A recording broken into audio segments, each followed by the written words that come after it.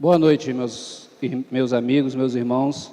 Que a graça e a paz do nosso Senhor e Salvador sejam sobre vocês, sobre todos os seus. Tá? Meu nome é Everton, sou membro da Igreja Evangélica Fluminense, cujo pastor é o pastor Paulo Leite. É uma alegria tê-los conosco para juntos cultuarmos ao nosso Deus. Eu queria convidá-los para que abrissem as suas Bíblias em Mateus 11, como palavra introdutória, Mateus 11, verso 28 a 30. Diz assim a palavra de Deus: Vinde a mim, todos os que estáis cansados e sobrecarregados, e eu vos aliviarei. Tomai sobre vós o meu jugo e aprendei de mim, porque eu sou manso e humilde de coração, e acharei descanso para a vossa alma, porque o meu jugo é suave e o meu fardo é leve. Gostaria de fazer uma oração com você nesta noite. Oremos.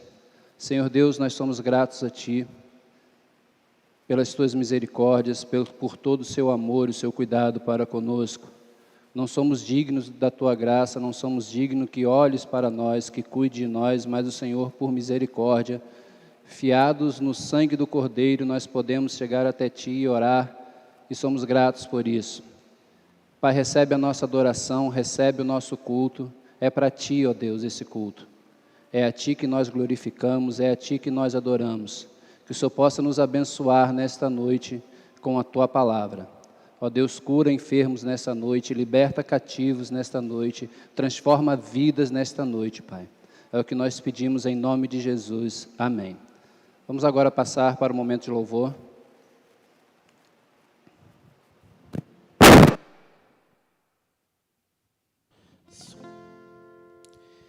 Boa noite, igreja. Vamos louvar nosso Deus, declarando que não há Deus maior, não há Deus melhor, não há Deus tão grande quanto esse Deus que faz maravilhas em nossas vidas, esse Deus que cuida e que nos ama, e que a misericórdia se renova a cada dia.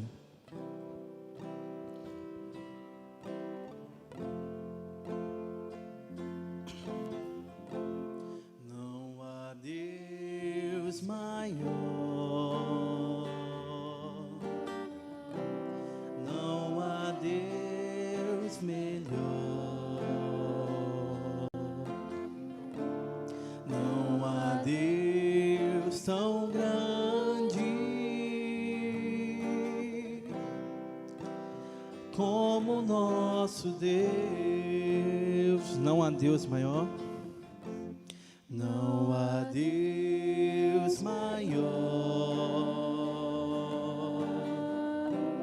não há Deus melhor, não há Deus tão grande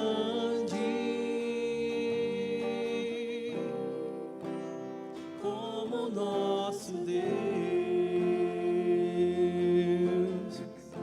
Criou os céus, criou a terra, criou o sol e as estrelas, tudo Ele fez, tudo criou, tudo formou.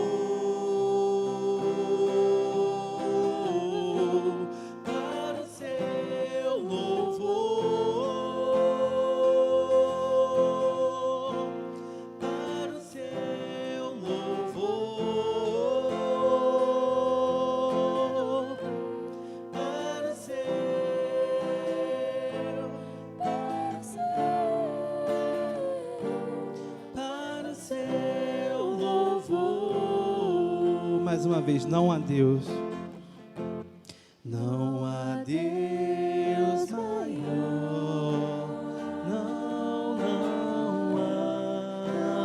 Deus melhor, não há Deus tão grande como nosso Deus. Criou os céus, criou a terra, criou o sol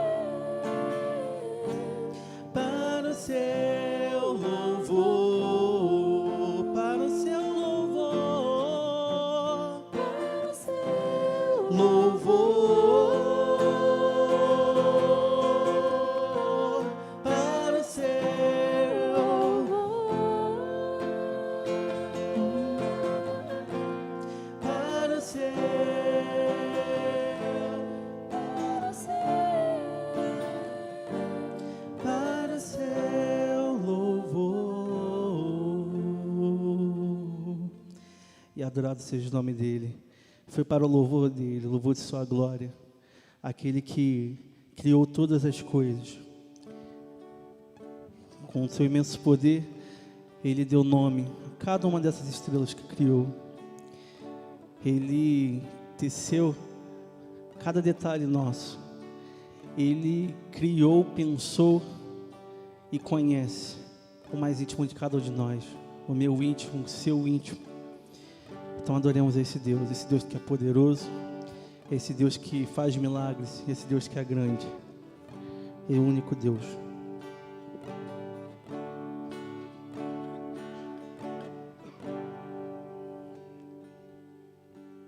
Põe em fileiras os astros do céu e chama pelo nome.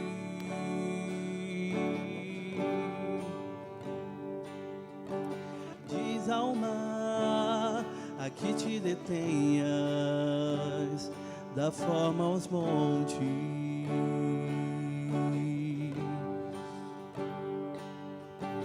Põe em fileiras os astros do céu e chama pelo nome.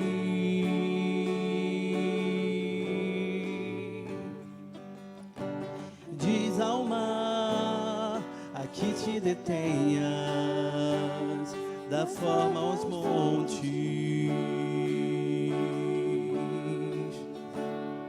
Soprou em minhas narinas a vida que devo a Ele.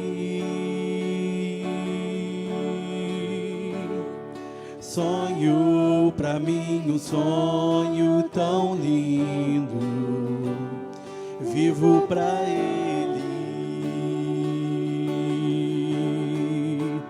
O que fazer diante de um Deus tão glorioso?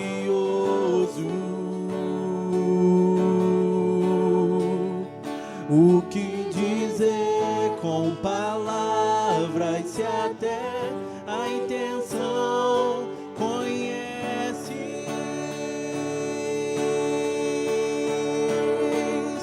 Adorar, adorar, adorar e orar contrito. Adorar, adorar e prostrado ficar rendido.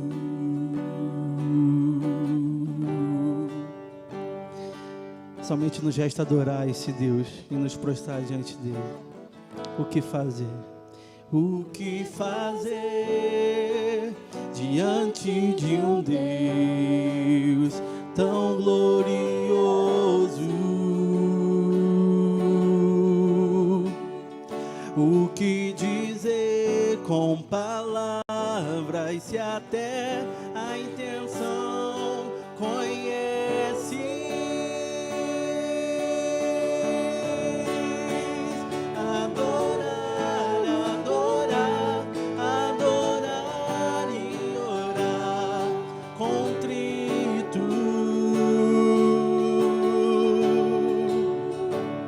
Adorar, adorar e prostrado ficar rendido. Adorar, adorar, adorar, adorar e orar contrito.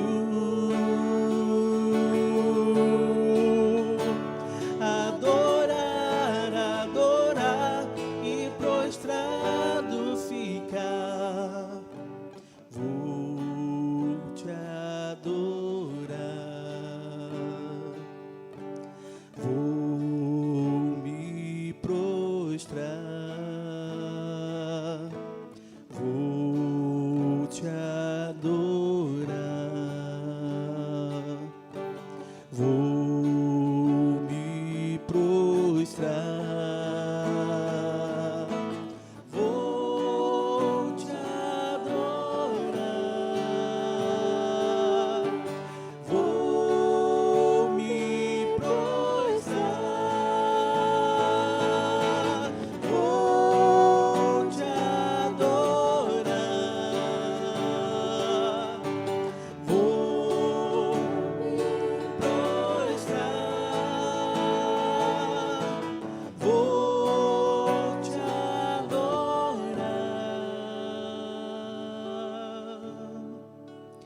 somente adorar o seu nome, Pai.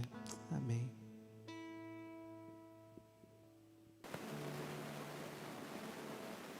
Amém. Louvado seja Deus. O que fazer diante de um amor tão grande? Quando a gente lembra do que nós éramos, pense no que você era. Pense no que você era antes de Deus te encontrar, antes de Deus te resgatar. Se você tem dúvida do que era, eu digo, você estava morto nos seus delitos e pecados, e o Deus, Criador dos céus e da terra, o Todo-Poderoso, resolveu olhar para você, aleluia, olhar para nós. Isso é graça. Temos só que adorar a Deus. Queria te convidar para abrir em 1 Samuel, para a nossa meditação de hoje. 1 Samuel, capítulo 30. 1 Samuel 30, nós vamos ler dos versículos 1 até a 9. 1 Samuel 30, do 1 até o versículo 9. Samuel é um desses fenômenos da Bíblia, né? É um personagem que eu gosto muito dele. Ele foi juiz, profeta e sacerdote. Foi sacerdote sem pertencer à tribo de Levi, né? Era um desses fenômenos. Samuel tem um discurso que está no capítulo 12 do seu primeiro livro, que devia estar presente na boca dos políticos da nossa nação, principalmente dos políticos crentes. No caso dos crentes, esse discurso tinha que estar independente de ser político ou não, que ele reúne o povo e diz assim: testemunhe agora diante do Senhor e diante do ungido do Senhor, se em alguma coisa defraudei alguém, né? É um testemunho de vida, é um fenômeno, como eu disse. Assim, tem alguns personagens na Bíblia que tocam muito ao meu coração, e Samuel é um deles. Diz assim a palavra de Deus, Samuel 30, do verso 1 ao 9. Sucedeu, pois, que, chegando Davi e os seus homens ao terceiro dia a Siclague, já os amalequitas tinham dado com ímpeto contra o sul e Siclague, e a esta ferido e queimado. Tinham levado cativas as mulheres que lá se achavam, porém ninguém mataram, nem pequenos, nem grandes. Tão somente os levaram consigo e foram seu caminho. Davi e os seus homens vieram à cidade e ei-la queimada, e as suas mulheres, seus filhos e suas filhas eram levados cativos. Então Davi e o povo que se achava com ele ergueram a voz e choraram, até não terem mais forças para chorar. Também as duas mulheres de Davi foram levadas cativas, Ainoã, a jezreelita, e Abigail, a viúva de Nabal, o carmelita. Davi muito se angustiou, pois o povo falava de apedrejá-lo, porque todos estavam em amargura, cada um por causa dos seus filhos e de suas filhas. Porém Davi se reanimou no Senhor seu Deus. Disse Davi a Abiatar, o sacerdote, filho de Aimeleque: traze-me aqui a estola sacerdotal. E Abiatar a trouxe a Davi. Então consultou Davi o Senhor, dizendo: perseguirei eu o bando, alcançá-lo-ei? Respondeu-lhe o Senhor: persegue-o, porque de fato alcançarás e tudo libertarás. Partiu, pois, Davi, ele e seus 600 homens que com ele se achavam, e chegaram ao ribeiro de Bessor, onde os retardatários ficaram. Que o Senhor abençoe a leitura da sua palavra. Siclague foi uma das cidades, foi a cidade dada a Davi por um dos príncipes filisteus, né, por Aques. Davi, quando foi levantado rei por Samuel, logo começa Saul a persegui-lo, e ele foge, tenta algumas vezes, mas decide se juntar aos filisteus com medo de que Saul o matasse, certo? Ele continua tendo no seu coração um amor pelo seu povo, e se junta aos filisteus, e chega para o príncipe Aques e fala assim: ó, não é justo que eu habite no meio de vocês, me dá uma cidade. E Aques dá essa cidade para ele, para Siclague, dá Siclague para Davi, como um lugar para ele e os seus homens descansarem, terem suas posses, habitarem com suas famílias. Os filisteus vão guerrear contra o povo de Israel, tá? Os príncipes das 5 cidades dos filisteus vão guerrear contra o povo de Israel. Aques vai junto e leva Davi. Os príncipes dos filisteus não querem Davi com eles, porque por ser israelita, com medo de que Davi os traísse, e manda Davi voltar para a sua cidade. Davi reluta um pouco, mas Aques convence ele e ele volta para a sua cidade. Então, quando Davi volta, os filisteus sobem para Jezreel para guerrearem contra os israelitas. Tá? Davi vem voltando de Afeca, né, até Ziglag, que dá uns 81 quilômetros mais ou menos. Davi leva uns 3 dias para chegar nessa cidade.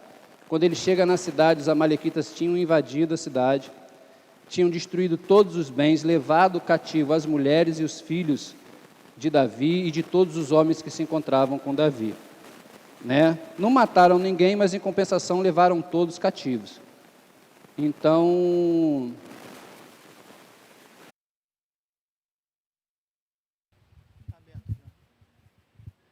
eles levaram todos os cativos, e Davi chega nessa cidade e vê ela destruída, foi queimada, a cidade queimada, destruída. Esse é o pano de fundo da história. Mas nós queríamos aprender algumas lições nesta noite com esse texto que Davi passou. Davi foi escolhido por Deus, assim como você e eu. Não foste vós que me escolheste, eu escolhi a vós. Davi foi levantado rei, foi ungido, tá? Então tinha Deus ao seu favor.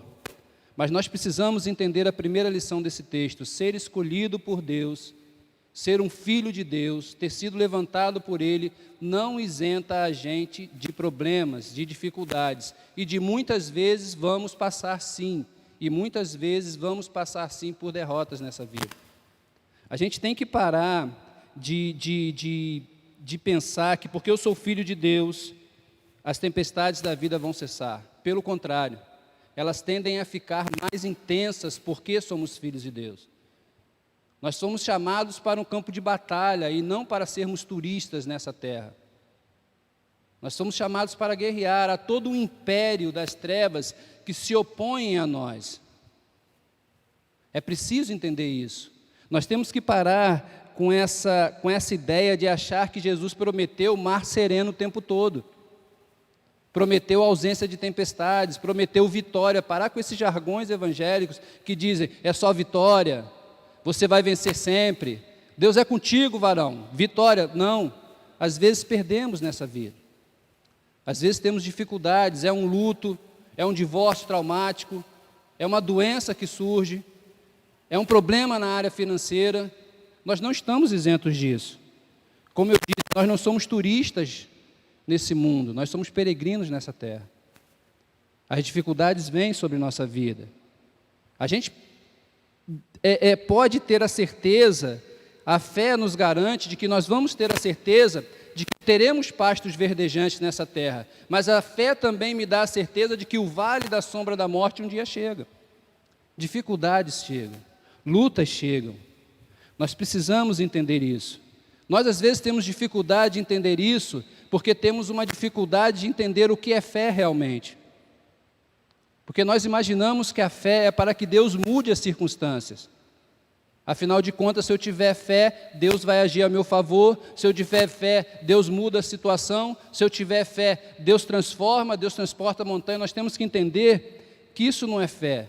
E muito do que a gente pensa que é fé, na verdade, é um desejo ardente, uma expectativa contundente.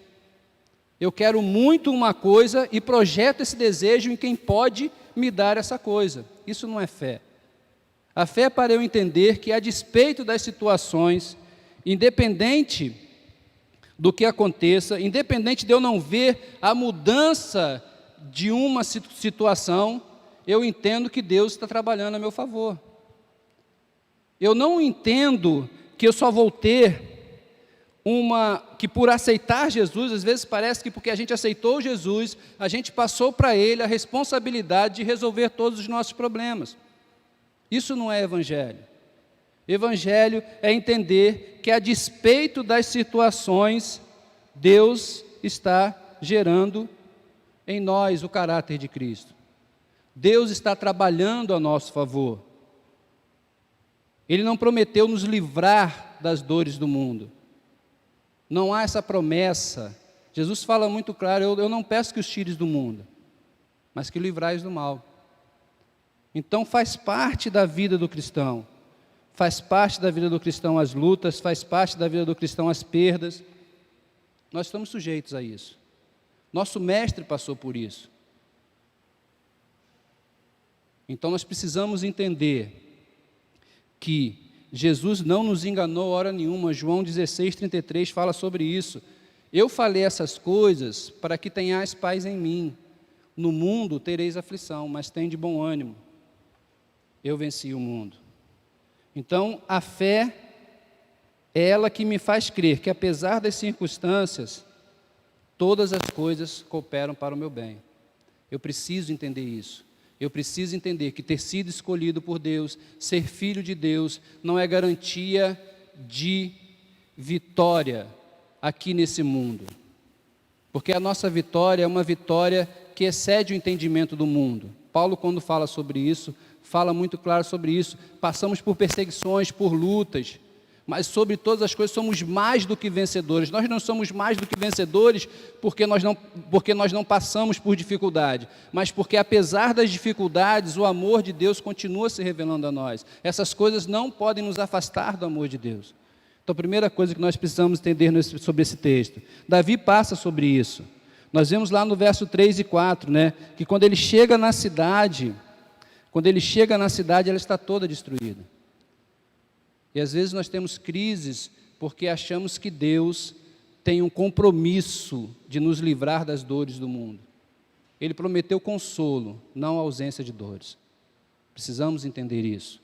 Então Davi, quando chega na cidade, volta um escolhido de Deus, um filho de Deus, um ungido, e sofre essa derrota. E nós também passamos por isso, não estamos isentos disso. Por sermos filhos de Deus. Então, o que fazer nesses momentos de derrota? O que fazer nesses momentos de dificuldade, nesses momentos de luta? Primeira coisa que nós precisamos entender, está lá no verso 4 e 5, diz assim: então Davi e o povo que se achava com ele, ergueram a voz e choraram até não terem mais força. Também as mulheres de Davi foram levadas cativas, Ainoã, jezreelita, e Abigail, a viúva de Nabal, o carmelita. Primeira coisa a entender nos momentos de dificuldade é entender a nossa fraqueza. Às vezes nós achamos que somos super-heróis, somos crentes, somos super-heróis, e a gente é bombardeado o tempo todo disso. Se a gente mostra fraqueza é porque a gente não tem fé. Se a gente chora é porque a gente não crê na providência divina. Se a gente sofre aquele momento de dor nosso, você tá fraquejando, irmão, não tem fé no Deus. Às vezes vem sempre como a Bíblia diz, um enviado de Satanás, diz assim: tu não é crente, não acredita no seu Deus, por que está sofrendo? Nós somos frágeis, irmãos. Nós não somos super-heróis porque fomos escolhidos por Deus. Nós não deixamos de ser crente porque choramos aos pés do Senhor, porque mostramos a nossa fraqueza. Não precisamos de mostrar para Deus, ficar arrotando uma força, mostrando uma força que não é nossa. Deus nos fez seres humanos, frágeis, essa é a nossa natureza. Precisamos entender isso. Isso é tão sério que às vezes a gente acha que Deus conta com a nossa força, conta com a nossa perfeição. É Ele que nos fortalece, é Ele que nos aperfeiçoa. Tá? Tudo vem de Jesus em nós. Às vezes a gente ouve que pessoas, filhos de Deus, passando por problemas de ansiedade, de depressão, problemas sérios, e se sentindo culpado ainda porque sente isso, como se fosse um super-herói, como se tivesse que ser forte o tempo todo. Não, Deus não deixa de amar você, de amar a mim porque eu sou fraco. Não, independente da nossa fraqueza, Deus nos ama.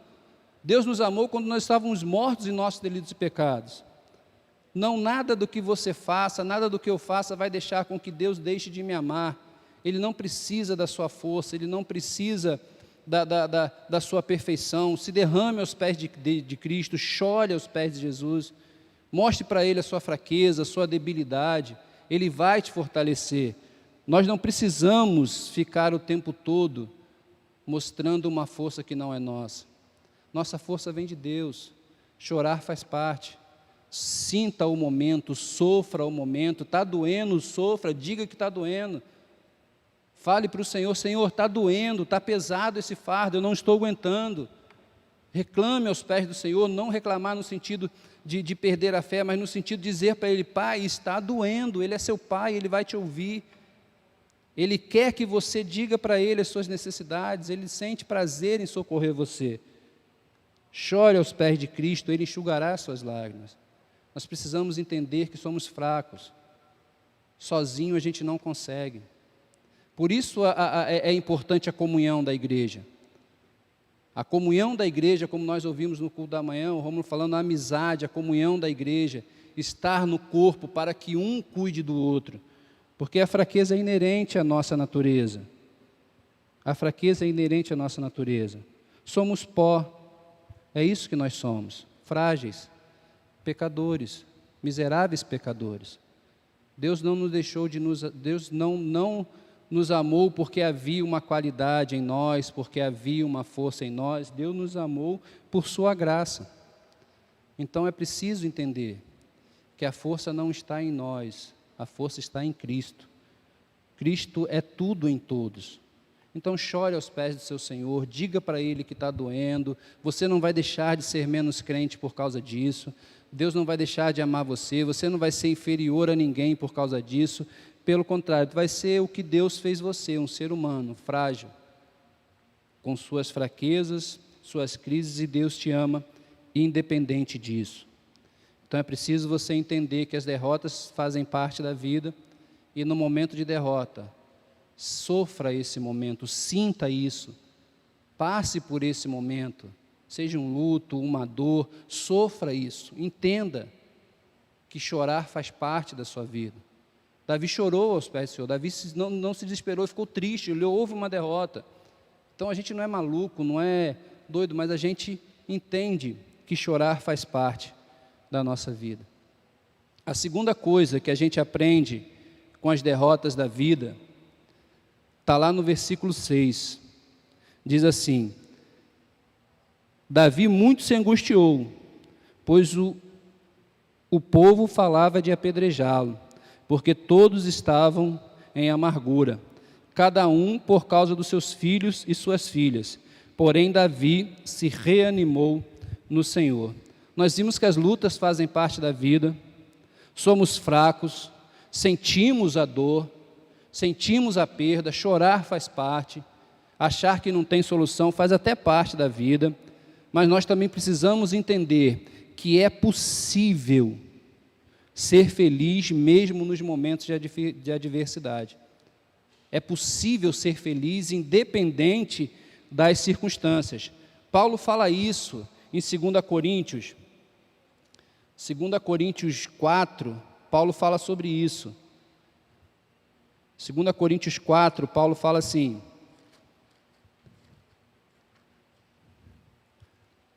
Segunda Coríntios 4, verso 8 e 10. Em tudo somos atribulados, porém não angustiados, perplexos, porém não desanimados, perseguidos, porém não desamparados, abatidos, porém não destruídos. Como eu falei, nós sentimos as dores da vida. Nós somos humanos, faz parte da gente sofrer. Se toca na gente dói. Não é coisa do diabo. A sua tristeza, a sua fragilidade, a sua dor no momento da perda não é coisa do diabo, não é porque você deixou, faz parte de nós. Porém, independente das situações, é possível para o crente ser feliz. É possível para o crente ser feliz independente da situação. E como isso é possível? Como é possível para o crente? Será que ele é retardado? Será que ele é maluco? Né? Será que ele é algum masoquista, ele gosta de sofrer, por isso que ele é feliz? Não, é por duas coisas que nós aprendemos com Davi. A primeira está na questão, Davi recobrou ânimo. A primeira parte do final do versículo 6 diz assim: porém Davi se reanimou. Ou seja, foi preciso uma mudança de postura da parte de Davi. Todo mundo estava desesperado, Davi também chorou, Davi também teve o seu momento de choro, de tristeza pela situação, mas o povo continuou desesperado, o povo queria até apedrejá-lo, porém, independente da situação, Davi tomou uma postura: não, eu vou me reanimar independente dessa situação. Pelo menos 2 vezes foi necessário que Jesus fizesse isso com os discípulos. A primeira foi na questão da tempestade, né? Está lá em Mateus 14, 27, né? Os discípulos vão atravessar porque Jesus tinha mandado eles atravessarem, e no meio do caminho tem uma tempestade, e eles estão desesperados, sofrendo, porque tem medo de morrer. Jesus vem andando até eles, e eles se desesperam mais ainda, porque acham que é um fantasma. A primeira coisa que Jesus fala para eles: sou eu, tem de bom ânimo. Depois Jesus fala também, em João 16, 33, que nós já citamos aqui, que Jesus fala assim: no mundo tereis aflições, mas tem de bom ânimo. Para Josué, Deus fala a mesma coisa, Deus fala algo parecido, que diz o seguinte: assim que no começo do livro de Josué, Deus diz assim: tão somente ser corajoso. Josué estava sentindo a morte de Moisés, estava desesperado porque ia ter que liderar aquele povo. Ser forte e corajoso. Deus fala para Josué: ser forte e corajoso. Depois fala: tão somente ser forte e corajoso. Depois fala de novo: tão somente ser forte e corajoso. No capítulo 31, se não me falha a memória, capítulo 31, ele fala de novo com Josué: tão somente ser forte e corajoso. Por 3 vezes Deus fala isso com Josué no capítulo 1, e depois fala de novo no capítulo 31. Às vezes o problema às vezes as tempestades internas são maiores que as tempestades externas. Por isso é necessária uma postura nossa, de uma decisão de nossa parte, tomar um posicionamento de recobrar ânimo, entender que essa situação faz parte da vida, que as perdas fazem parte da vida, que chorar faz parte, é da nossa natureza mesmo, mas o tempo do deserto está muito ligado à minha postura em relação a ele. A distância do Egito até a Terra Prometida não daria 1 ano, muito menos que isso. Não daria 1 ano, daria muito menos que isso. Quando chega lá, vocês conhecem, eles chegam aos pés de Cádiz. Já tem gente que diz que daria às vezes 11 dias, tem gente que fala que daria mais tempo, mas quando eles chegam aos pés de Cádiz Barneia, que os 12 espias vão, eles voltam, 10 diz que não era para entrar, o povo toma posição, se desespera, eles são maiores que nós, vão nos destruir, e vai isso mesmo. E por conta da decisão, de uma postura errada diante do problema, eles peregrinaram 40 anos no deserto. Não era para levar aquilo tudo. Às vezes as tempestades internas fazem com que as tempestades externas tomem uma proporção muito maior do que elas realmente são. Então tem que haver um posicionamento da nossa parte. Nós precisamos entender que nós temos que perceber que não há dor que dure para sempre. Tentar trazer à memória aquilo que traz alegria nos momentos de dificuldade. E tomar uma postura de guerra, de ser corajoso mediante aquela dificuldade. Um posicionamento de Davi, foi necessário um posicionamento de Davi. Todo mundo desesperado, mas Davi tomou a postura de recobrar ânimo. Essa é a primeira questão. Lidar com as tempestades internas. Lidar com as tempestades internas. Isso tem que ser a gente. Por isso que eu falei, Jesus fala pelo menos 2 vezes ao seu discípulo: sou eu, tem de bom ânimo. Porque tem muito a ver, a proporção que a gente dá ao problema tem muito a ver com o posicionamento que a gente está diante desse problema. E a segunda questão, do ânimo recobrado de Davi. Davi recobrou ânimo, mas não nas suas forças, porque ele sabia que era fraco. Davi recobrou ânimo no Senhor. No Salmo 56, ele já tinha aprendido sobre isso. Já houve uma outra situação que ele foi perseguido. E ele aprendeu sobre isso. Então, no Salmo 56, verso 3 e 4, ele diz assim: em me vindo o temor, hei de confiar em ti, em Deus, cuja palavra eu exalto. neste Deus ponho a minha confiança. Davi tinha tomado essa decisão, Davi tinha passado por essa dificuldade antes, quando os filisteus prenderam ele em Gate. No momento de dificuldade dele, ele tomou essa posição, e agora isso veio à memória dele e disse: não, eu vou tomar uma posição, eu disse que iria confiar no Senhor, a minha parte eu vou fazer, que é confiar no Senhor. Primeira coisa que Davi teve, trabalhou com as suas tempestades internas, recobrou ânimo no Senhor, mas entendeu que a alegria dele, que a possibilidade de alegria de Davi não estava nele, na capacidade dele, mas sim no fato de o Senhor ser com ele.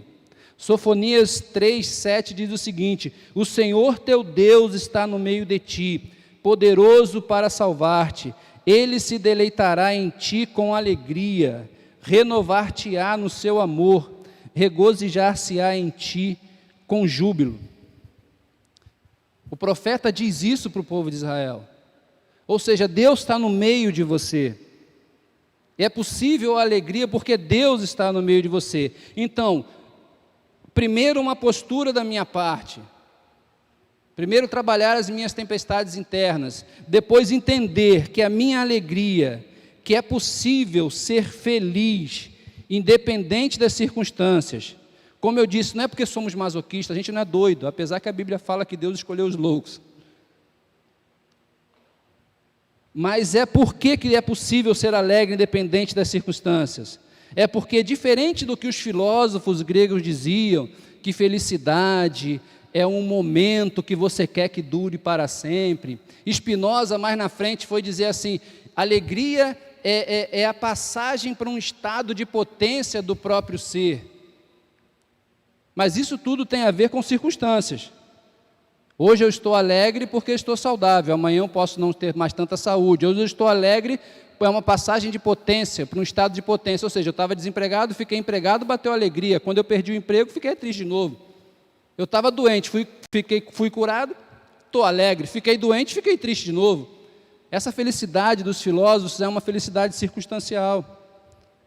É uma felicidade que não dura para sempre, ela depende das situações do mundo.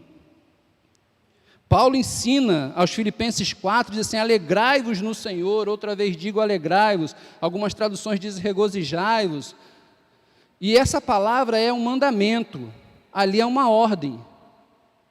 Paulo está dizendo como uma ordem isso, alegrai-vos no Senhor, é quase como se ele dissesse: não ser alegre no Senhor é um erro que você está cometendo. Não ser alegre no Senhor é um erro que você está cometendo. Precisamos entender, irmãos, que no nosso caso, como filhos de Deus, algumas palavras são mais que conceitos filosóficos, são mais que pura gramática.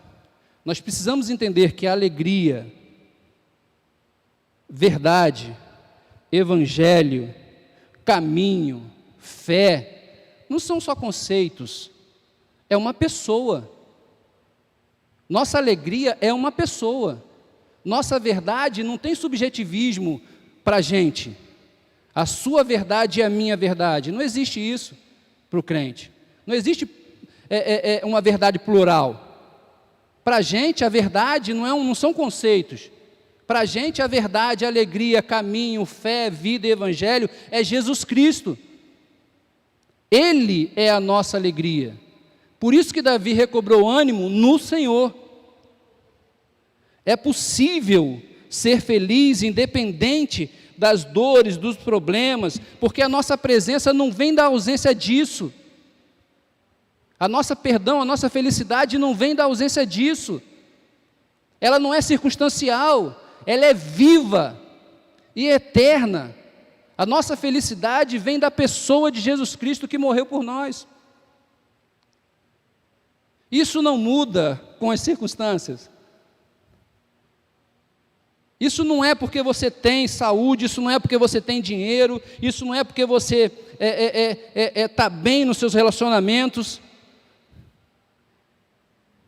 A paz que excede todo entendimento vem do príncipe da paz, e não das circunstâncias.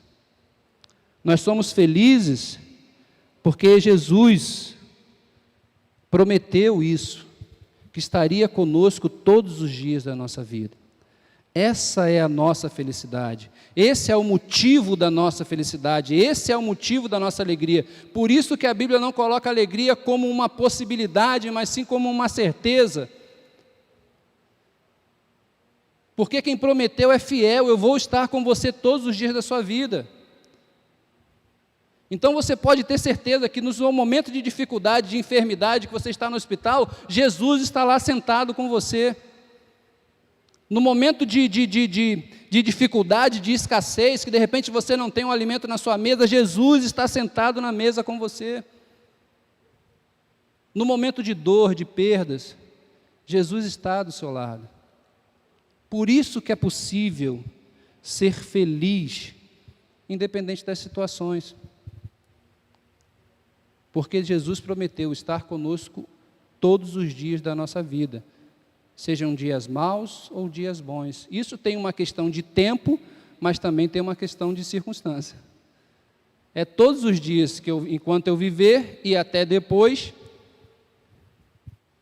mas também você está tudo redondinho na sua vida, tudo certinho, nenhum problema, nenhuma dificuldade, Jesus está com você. Está passando pela tempestade da vida, Jesus está com você. As dores não podem afastar Jesus de você, o seu pecado não pode afastar Jesus de você, os problemas, nem a morte pode afastar Jesus de você. A nossa alegria, irmãos, e a nossa esperança e o nosso conforto não está só numa coisa futura, da vinda de Cristo, mas sim na presença dEle hoje na nossa vida. Nós esperamos a volta de Cristo, ansiamos por isso, mas nós podemos ter paz aqui hoje, porque Ele não morreu por nós e falou, agora é com vocês, dá o jeito de vocês aí, problema, eu já morri, já fiz a minha parte, estou indo para o céu, quando eu voltar eu levo vocês. Não, Ele não fez isso. A nossa alegria não vem de uma coisa futura, vem de uma presença constante em nossa vida. Eu queria dizer para você, se você ainda não tem essa paz que excede todo o entendimento, se Jesus ainda não é o Senhor da sua vida, Ele te convida hoje, vinde a mim, todos vós que estáis cansados, vinde a mim.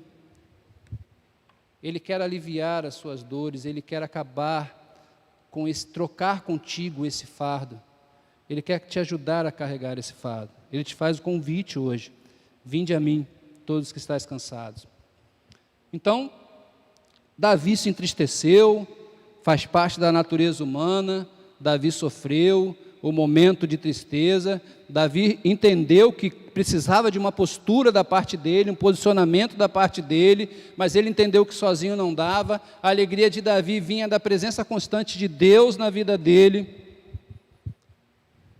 Agora vem outra questão que nós precisamos entender nos momentos de dificuldade da nossa vida, nos momentos de derrota, de problema na nossa vida, nas tempestades da vida, nós precisamos entender uma outra coisa. O Senhor é a nossa alegria, sim. O Senhor está conosco todos os dias, sim. Mas precisamos buscar em Deus qual é a vontade dEle para a nossa vida. Certo?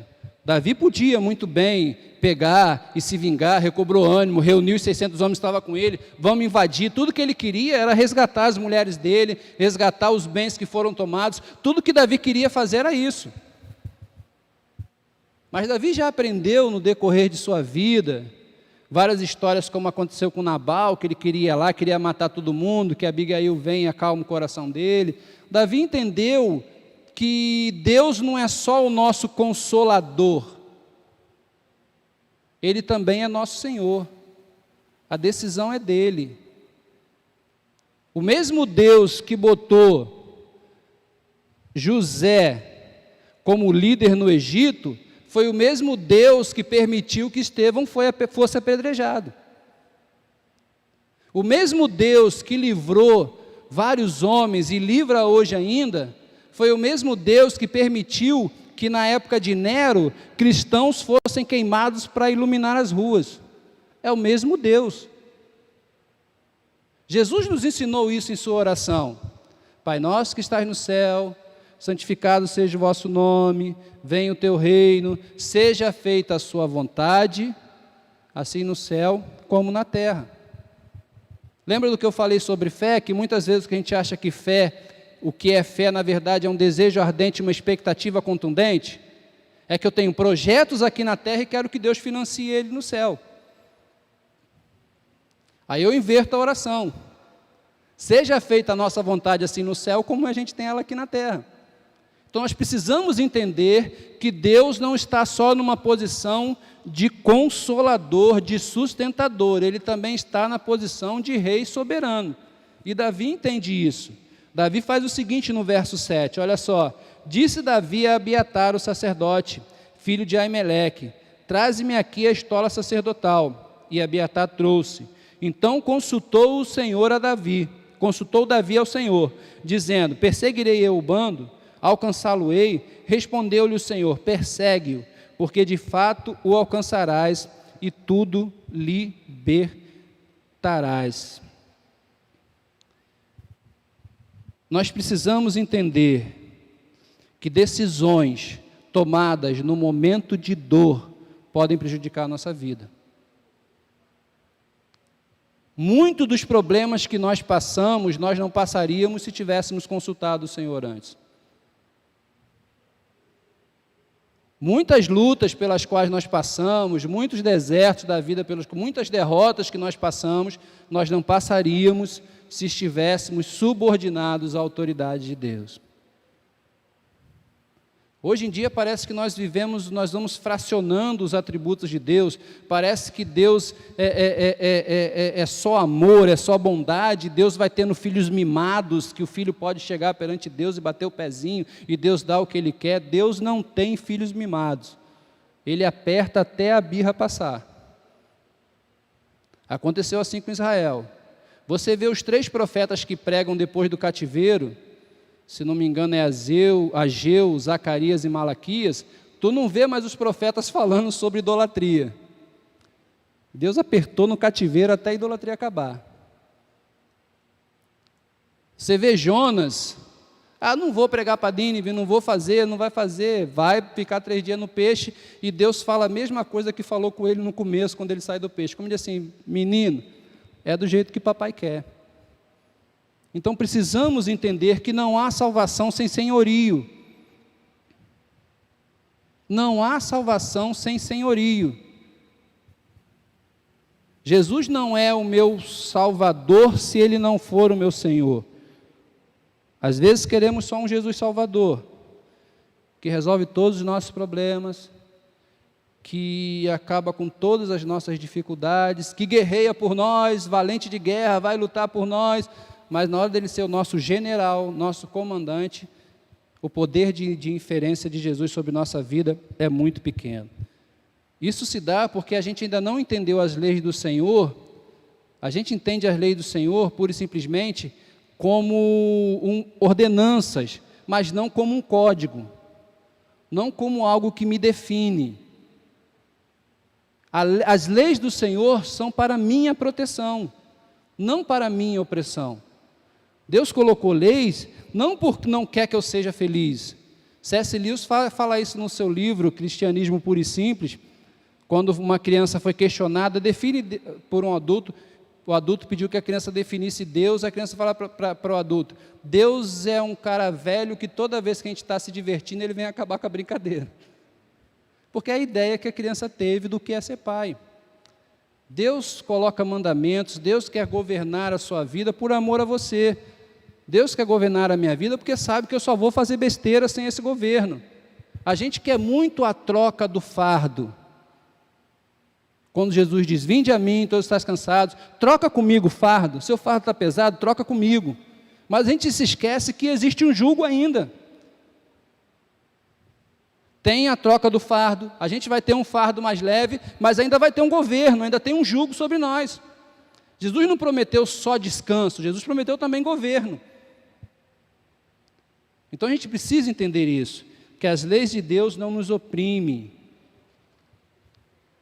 Pelo contrário, é a prova de amor de Deus por nós, que Ele não precisava de nada disso. Ele não precisava disso. E por último, mas não menos importante,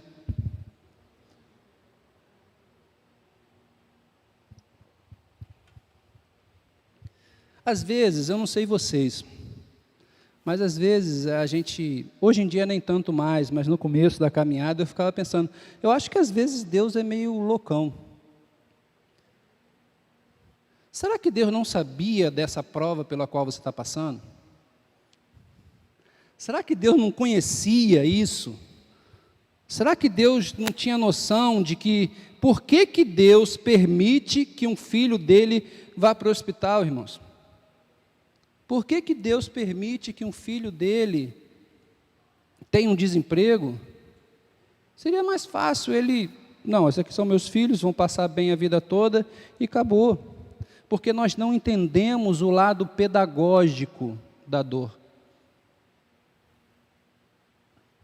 Nós não entendemos o lado pedagógico da dor. Nós achamos que se Deus nos ama, Ele tem que impedir que a gente tenha dificuldade, como nós já falamos antes. Mas nós não conseguimos entender isso. Paulo, quando fala aos Romanos 5, 3, versículo 3, Paulo fala sobre isso. Romanos 5, versículo 3 e 5.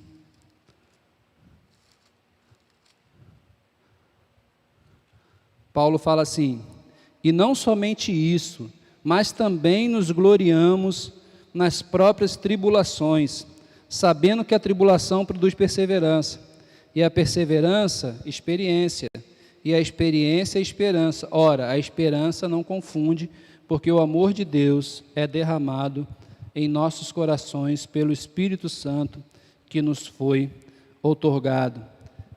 Quando ele fala aos Filipenses, ele diz o seguinte, que nós temos que ter motivo de alegria por passar por tribulações. Deus não é cruel com você, quando permite que a gente passe, que você passe por dificuldade, que eu passe por dificuldade. Deus está forjando o nosso caráter. Deus está gravando em nós, burilando em nós o caráter de Cristo. Está nos deixando cada vez mais parecidos com Jesus. Está trabalhando em nós para matar aquela velha natureza, para que a gente possa entender a misericórdia dele na nossa vida e para que a gente possa ser canal de misericórdia na vida das outras pessoas. Deus não quer trabalhadores. Pastor Paulete falou muito sobre isso quando falou sobre Marta e Maria. Deus não te chamou para ser um servo, um trabalhador. Deus te chamou para ser filho. Deus não queria pessoas que realizassem um trabalho para Ele. Deus queria uma família que expressasse quem Ele é. É isso que Deus é. Deus queria filhos que tornassem visíveis os seus atributos invisíveis. Às vezes Deus faz a gente passar por situações para que a gente entenda. Foi assim com Oséias. Deus fez Oséias casar com uma prostituta para que ele entendesse o sentimento de Deus em relação ao povo de Israel. Eu estou sendo traído por outros deuses. Deus fez o profeta entender, fez o filho seu entender o sentimento dele, que Deus estava sentindo. Então nós precisamos entender isso. Então precisamos entender esse lado pedagógico. Primeiro, é para trabalhar em nós. Trabalhar em nós. Tirar todas aquelas mazelas, aqueles resquícios do velho homem, que estão impregnados na nossa natureza. Certo? A gente precisa entender isso. E depois é para trabalhar através de nós. É esse o mecanismo de Deus. Os discípulos também não tiveram essa dificuldade no começo. Eles conseguiam entender muito bem Jesus com eles e Jesus para eles. Jesus estava ali, protegia eles, multiplicava pão, andava sobre o mar, protegia da tempestade. Jesus com eles, Jesus para eles, ensinava. Mas eles tiveram dificuldade que era Jesus neles e Jesus através deles. Tanto que na multiplicação do pão, Jesus falou, vai lá, mata a fome deles vocês. Então nós precisamos entender. Para a gente poder entender um pouquinho do que eu quero falar, a gente precisa entender o resto. Então Davi, busca no Senhor orientação, o Senhor diz que eles devem prosseguir. Davi segue esse bando, encontra um retardatário, resgata todo mundo, e aí nós temos uma tendência muito grande de focar na dificuldade e na vitória. Está vendo? Deus mudou a vida de Davi, está vendo? Restituiu em dobro o que Davi tinha, como se tudo que Deus quisesse fosse nos enriquecer. Se fosse assim para otimizar o trabalho, Deus não deixava o inimigo chegar lá, Davi já tinha aquilo.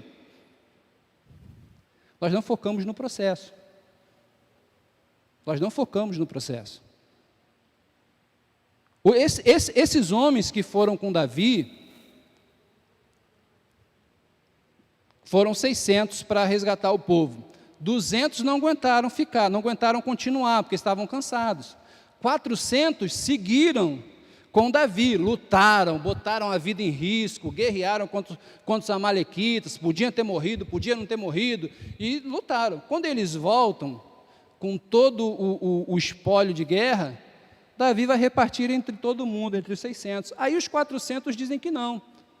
Não vamos repartir entre os 200 não, porque eles não ficaram, eles estavam certos, eles não estavam errados. Humanamente falando, estava quem botou a vida em risco foram os 400, os 200 ficaram só tomando conta da casa. Mas Davi fala que não. Davi diz assim no versículo 17, Davi diz o seguinte, versículo 17 diz que Davi feriu, o 22 diz assim, então todos os maus e filhos de Belial, dentre os homens que tinham com Davi, responderam e disseram, visto que não foram conosco, não lhes daremos despojo que salvamos, cada um porém leve a sua mulher e seus filhos e vai embora. No 23 Davi fala o seguinte, disse Davi, não fareis assim, irmãos meus, com o que o Senhor nos deu, que nos guardou e entregou às nossas mãos o bando que contra nós vinha. Quem vos daria ouvido? No 24. Ou seja, esses homens que não queriam repartir foram considerados filhos de Belial. Filhos de Belial quer dizer perversos, maldosos. Por que eles são colocados assim? Como eu falei, humanamente falando, eles não estavam errados. Eles fizeram a maior parte do trabalho, então não era justo que dividisse igual com os 200. É até justo isso, seria até ético. Mas Davi não, fala, todo mundo vai dividir. Quem eram esses homens, para a gente entender um pouquinho quem eram os homens? Samuel 22 diz quem eram esses homens. Samuel 22, verso 1 diz o seguinte, Davi retirou-se dali e se refugiou na caverna de Adulão. Quando ouviram isso, seus irmãos e toda a casa de seu pai desceram ali para com ele. Ajuntaram-se a ele todos os homens que se achavam em aperto, e todo homem endividado, e todos os amargurados de espírito, e ele se fez chefe deles, eram com eles uns 400 homens. Então, desses 600, 400 homens que estavam com Davi, eram homens maus, endividados, os excluídos da sociedade, e quando é o momento deles terem com o próximo a mesma misericórdia que Davi teve com eles, que Deus teve com eles, eles não tiveram a mesma misericórdia, por isso que eles são chamados de filhos de Belial, de perversos, de maldosos. Tiago diz o seguinte, que a misericórdia tem que ser superior ao juízo, e o juízo será severo com quem não tiver misericórdia. Então, o que eu quero dizer com isso? Que a prova que você está passando, a dificuldade pela qual você passa, as dores que você está passando, é Deus forjando em você o caráter de Cristo. É primeiro, a oportunidade de Deus trabalhar em você, de Deus mostrar em você as suas fraquezas, mostrar em você o que precisa ser trabalhado. E depois, é para que Deus trabalhe através de você. Essas dores não é para você ficar rotando, está vendo como eu sofro, ai meu Deus do céu, coitadinho, ai de mim, não. É para que é a oportunidade de Deus ser glorificado através da sua vida. Deus é seu Pai, Ele te ama. Ele não está permitindo isso porque você precisa ser castigado ou porque você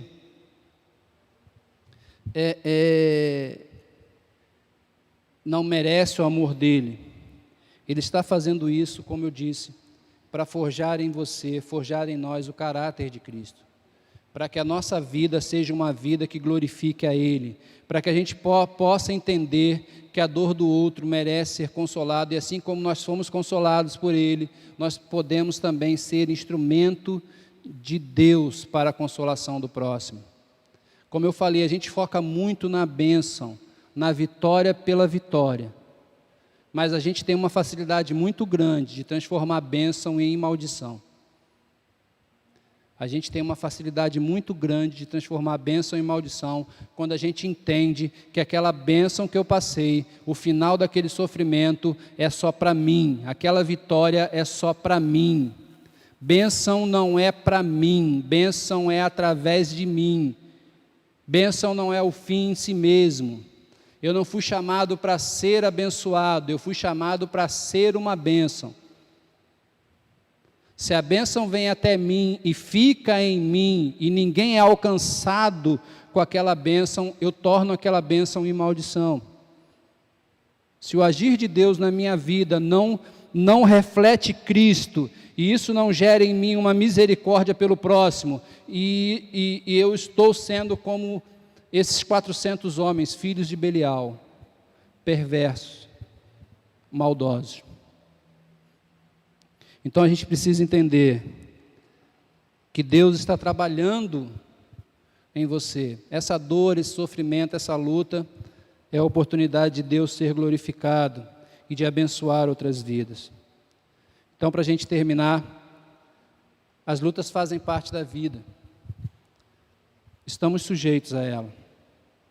Não estamos livres dela porque somos filhos de Deus. Pelo contrário, é bem possível que você, como filho de Deus, esteja passando por mais problema agora do que passava antes.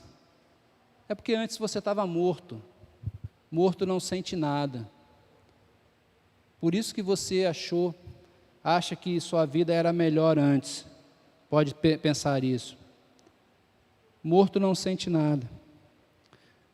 Então, podemos pensar nos momentos de dificuldade.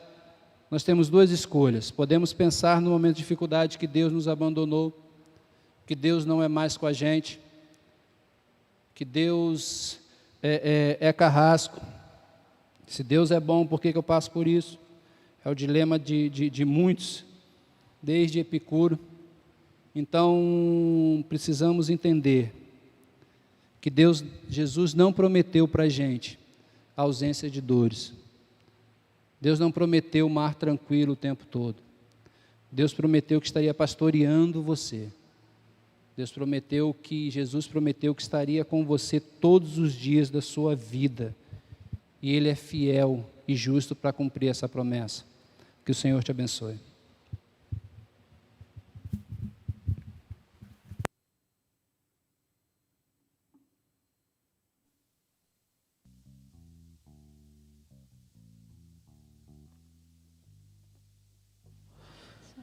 Aleluia. Som.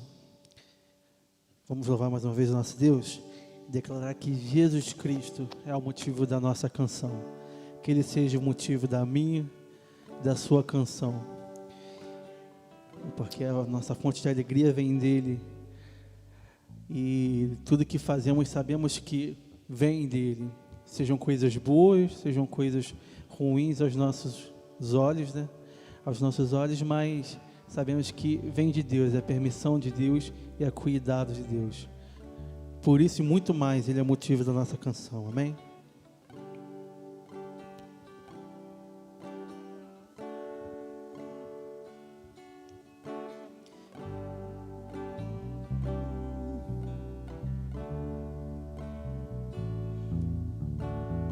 Jesus Cristo é o motivo da minha canção.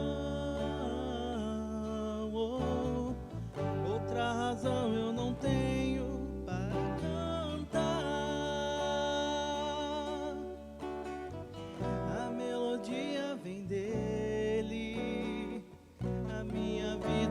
está em Deus.